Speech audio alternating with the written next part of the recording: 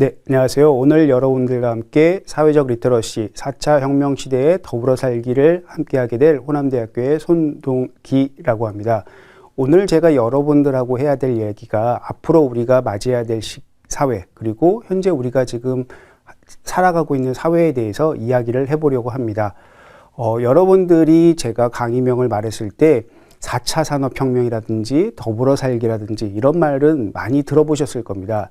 하지만 조금 낯선 단어가 있었죠. 바로 리터러시일 겁니다. 리터러시가 무엇인지 아는 사람들은 그렇게 많지가 않을 겁니다. 왜냐하면 과거에 많이 쓰였거나 현재에는 일부 사용되고 있기 때문에 흔히 보편적으로 사회에서 사용되는 용어가 아니기 때문입니다. 그러면 도대체 이 리터러시는 뭐고, 그 리터러시 중에서도 사회적 리터러시란 무엇인가에 대해서 간략하게 알아보도록 하겠습니다. 리터러시라는 건 과거에는 글을 아는 사람들이 많이 없었습니다. 그래서 글씨를 읽고 쓰는 것만으로도 굉장히 큰 사회적 권력을 갖고 있다고 할 수 있었겠죠. 때문에 전통적 리터러시는 글을 읽고 쓸 줄 아는 능력, 어려운 말로 하면 문해력이라고 합니다. 하지만 이제는 글씨를 읽고 쓰는 사람이 너무나 많죠. 물론 제3세계라든지 여전히 개발이 조금 미흡한 국가에서는 글씨를 읽고 쓸 줄 모르는 사람들이 많겠지만 우리나라에서는 한글을 통해서 아주 글씨를 쉽게 배우고 사용할 수 있도록 되어 있기 때문에 많은 사람들이 글씨를 읽고 쓰는 데는 어려움이 없습니다. 때문에 전통적 리터러시 역량은 우리에게는 굉장히 보편적인 역량이라고 할 수 있겠죠. 그러면 도대체 새로운 리터러시는 무엇인가 라는 겁니다. 새로운 리터러시는 무언가를 생각하고 비판하는 역량까지 포함되어 있다는 거죠. 단순히 신문 기사를 읽고 이 기사가 이런 이야기를 하는 거구나 라는 것을 말하는 것이 아니라 그 기사를 통해서 이 기자가 아니면 이 내용이 나에게 어떠한 의미로 주어지는지를 스스로 해석하고 비판하는 능력까지인 겁니다. 사회가 변화된다, 발전한다라는 것을 내 스스로가 이해하고 그것을 비판하고 거기에 나의 능력을 맞춰서 발전시켜 나갈 수 있는 결정까지 하는 모든 능력을 사회적 리터러시라고 할 수가 있습니다. 때문에 사회적 리터러시라는 것을 하기 위해서는 사회를 읽고 살아가는 데 필요한 능력, 꼭 필수적인 능력이라고 할 수 있는 거죠.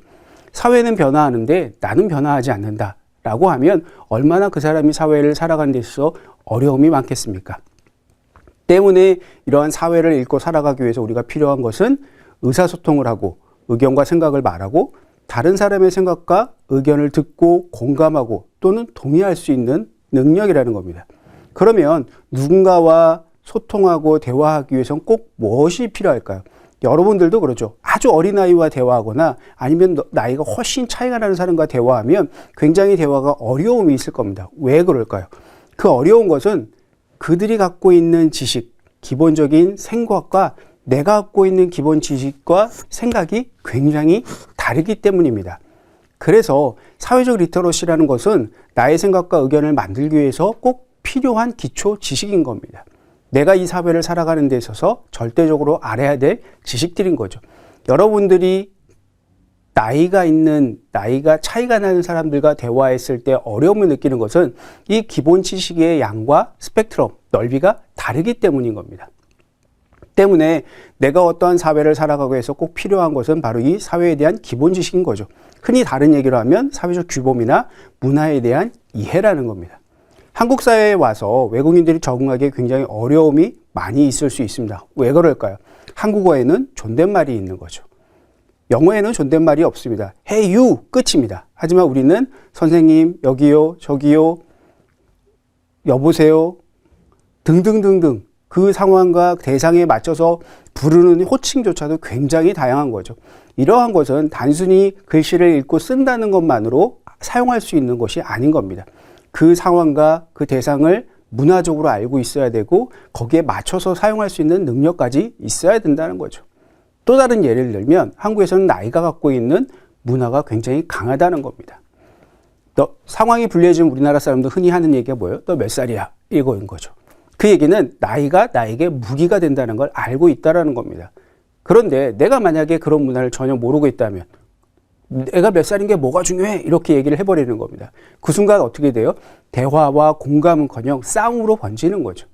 이처럼 어떻게 보면 사회적 리터러시는 기본적으로 알아야 될 사회적 지식인 거고, 그런 지식을 통해서 소통과 공감을 만들어내는 역량이라고 보시면 됩니다. 그렇다면 4차 산업시대, 최첨단이고 이제 AI 시대고 로봇이 등장하고 이런 시대에 왜 우리는 더욱더 소통과 공감을 해야 될까라는 의문이 생기는 겁니다. 제가 이번 강의에서 여러분들에게 해주고 싶은 말이 바로 이 점입니다. 사회는 발전하지만 발전하는 사회에서 우리가 어떻게 살아갈까에 대한 고민이 필요하고, 그 고민 속에서 문제를 해결하기 위해서 꼭 필요한 것이 무엇인가 라고 생각했을 때 바로 이 소통과 공감이라는 거죠. 그러한 소통과 공감을 통해서 우리의 삶을 지켜주고 우리의 삶을 좀 더 안전하게 만들어주는 사회복지 시스템을 발전시킬 필요가 있다는 겁니다. 그러면 사회가 발전하는데 왜 우리는 그러한 지킴을 위해서 사회복지, 서로 공감과 소통을 통해서 우리를 지킬 수 있는 사회적 시스템을 만들어야 될까라는 생각을 해봐야 될 겁니다. 과거의 산업혁명 시대, 열심히 사람들이 일을 해서 밭에서, 논에서, 농장에서 일을 해서 먹고 살아갔을 때 갑자기 기계가 등장을 하고, 그 기계가 생산력을 엄청나게 높게 만들었을 때 사람들은 두려웠습니다. 저 기계가 지금 내가 하고 있는 일을 다 대체해버리면 난 뭘 먹고 살지? 라고 하는 두려움이 있었던 겁니다. 때문에 사람들은 뭐예요? 그 기계를 부시기 시작한 거죠. 내가 저 기계를 부시면 저 기계가 나를 대체하지 못하고 내가 그나마 살아남을 수 있을 거야 라고 했던 겁니다. 그게 바로 러다이어트 운동이라고 하는 겁니다. 18세기에 일어났던. 하지만 그 기계들을 돌리기 위해서는 여전히 많은 사람들이 필요했고, 그 과정에서 많은 일자리들이 생겨나면서 새로운 일자리들인 거죠. 새로운 일자리들이 생겨나면서 저 기계는 우리의 적이 아니야 라고 했던 겁니다.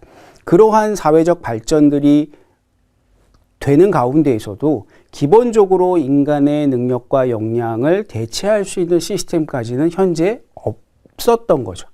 하지만 이제 4차 산업혁명이라는 것에서는 AI, 로봇, 빅데이터 등을 통해서 이제는 어떻게 보면 인간과 가장 가까운 역량을 발휘할 수 있는 대체제까지 우리가 논의하게 된 것입니다. 그러면서 우리가 어떠한 두려움에 빠지는 거죠?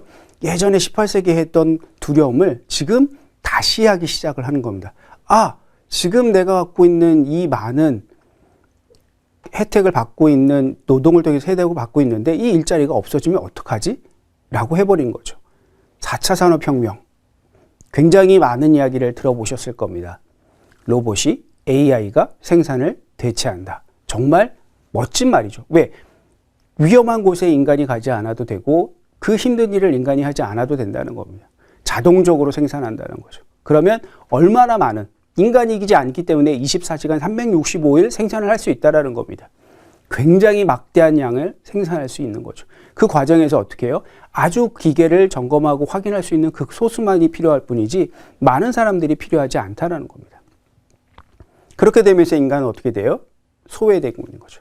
4차 산업혁명의 대표적인 예가 아마 아디다스일 겁니다. 스마트 팩토리라는 것을 통해서 4차 산업혁명을 실천하고 있는 기업 중에 하나인 거죠.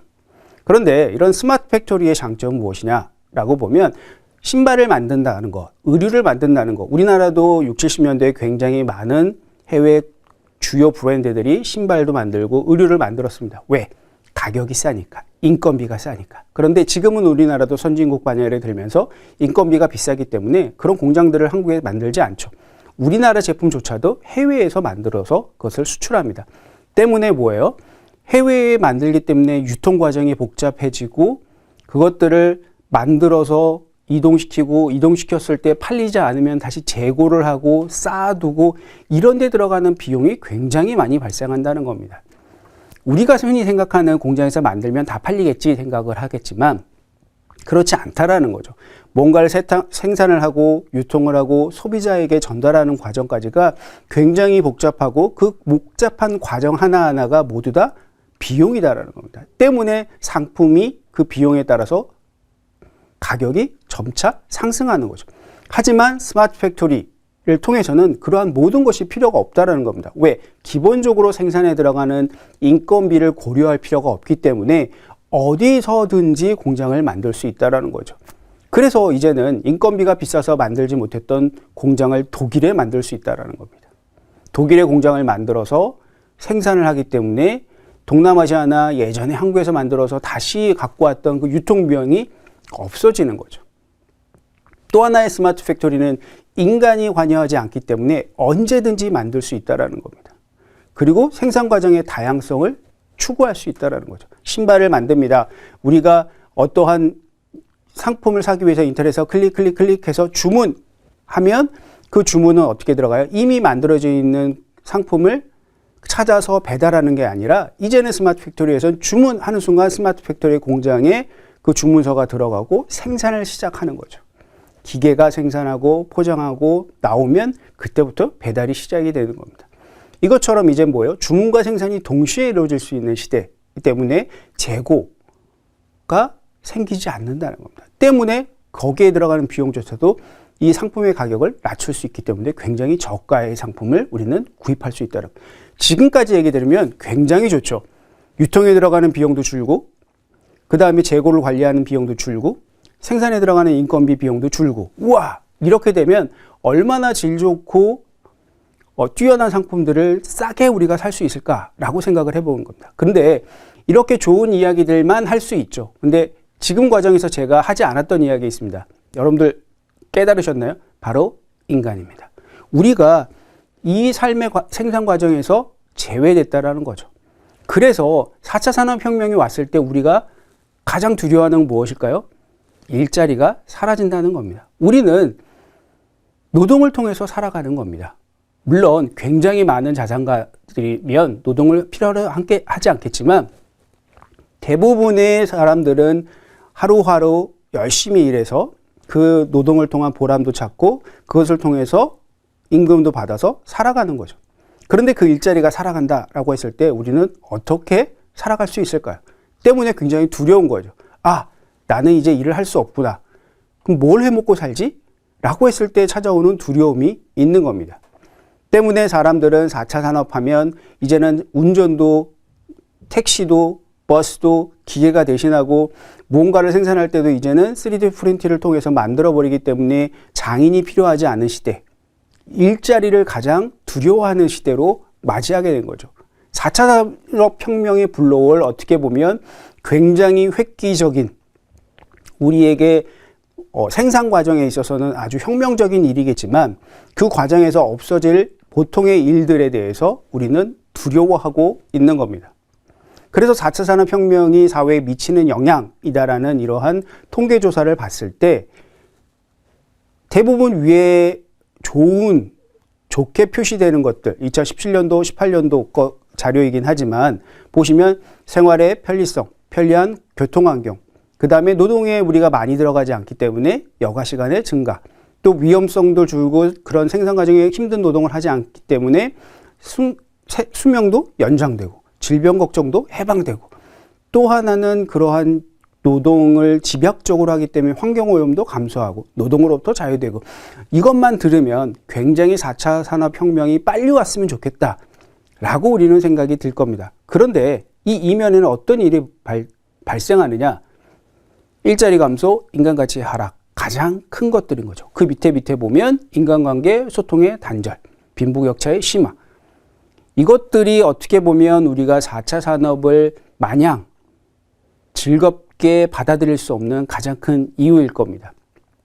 일자리가 없어지고 인간의 가치가 하락하고 인간관계가 점점 단절되고 인간이 고립되고 때문에 그 가운데서 빈부격차는 더욱더 커지고 여러분들 제가 지금 두 가지 얘기를 다 했죠. 4차 산업이 왔으면 생산 과정에서 생산에서 시장에서 이러한 장점이 있습니다 라고 했는데 그러한 장점이 인간에게 미치는 영향을 생각했을 때 여러분들은 4차 산업을 마냥 즐겁게 빨리 왔으면 좋겠다라고 생각을 하시나요?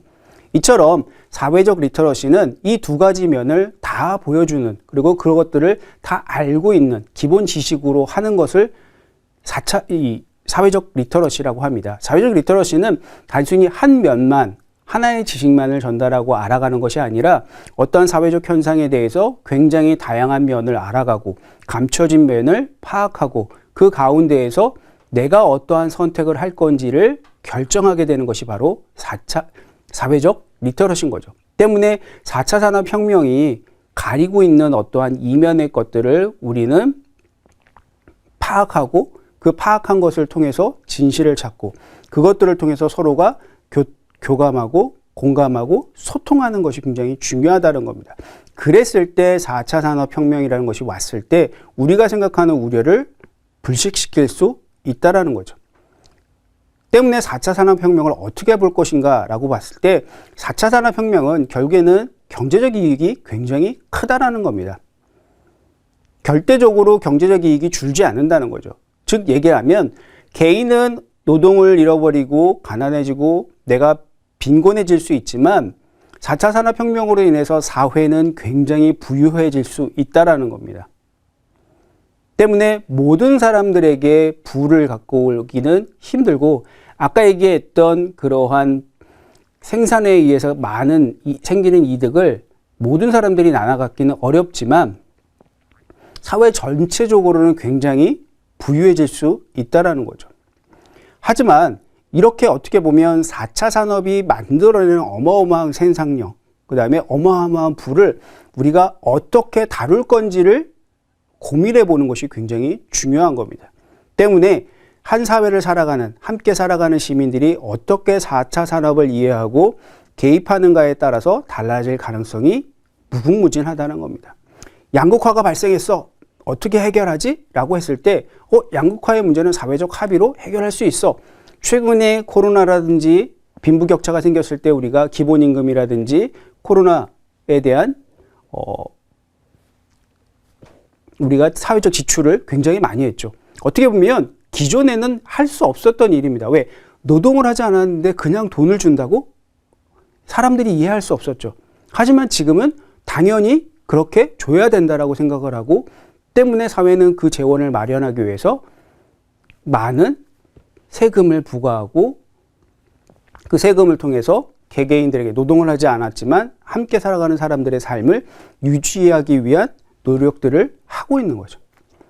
때문에 우리는 어떠한 문제가 발생했을 때 그 문제에 관심을 갖고 그 문제에 대한 이해를 잘할 필요가 있다는 겁니다. 그래서 4차 산업혁명이 진행함과 동시에 우리가 어떻게 안전하게 살아갈 수 있을까라는 것에 대한 관심을 많이 가져야 된다는 겁니다. 그리고 4차 산업이 불러올 사회적 변화가 어떤 것인지 우리는 함께 고민해야 된다는 거죠. 그리고선 고민할 때 우리가 어떻게 하면 좀 더 안전하게 4차 산업의 이익을 4차 산업이 만들어내는 긍정적인 측면을 활용할 수 있을까 고민해야 된다는 겁니다. 누구와 함께? 나와 함께 살아가는 사람들. 사회라는 말이 어떻게 보면 원래 아는 친구나 동료를 뜻하는 겁니다. 모르는 사람과 함께 살아가진 않죠. 때문에 나와 등을 맞대고 함께 살아가는 사람들이 어떠한 공동의 목적을 갖고 그것들을 집단적으로 표시해내는, 집단적으로 그것들을 구성해내는 것이 굉장히 중요하다는 겁니다. 4차 산업에서 인간의 가치가 떨어져. 그러면 인간의 가치를 어떻게 하면 높일 거야? 라는 것들을 고민하고 거기에 대한 대응을 공동으로 하는 것이 굉장히 중요하다는 거죠. 그랬을 때 우리는 고민하게 되는 거죠. 그러면 뭐가 중요한 거야? 예전에는 열심히 일하는 게 제일 중요하다라고 했던 겁니다. 열심히 일하기만 하면 먹고 살 수 있어. 열심히 일하면 네가 성공할 수 있어. 너는 그걸로 충분히 사회적으로 인정받는 존재야 라고 하지만 이제는 열심히 일한다고 사회적으로 인정받는 것도 아니고 열심히 일한다고 해서 겨우겨우 먹고 사는 것에 그칠 수도 있다는 겁니다.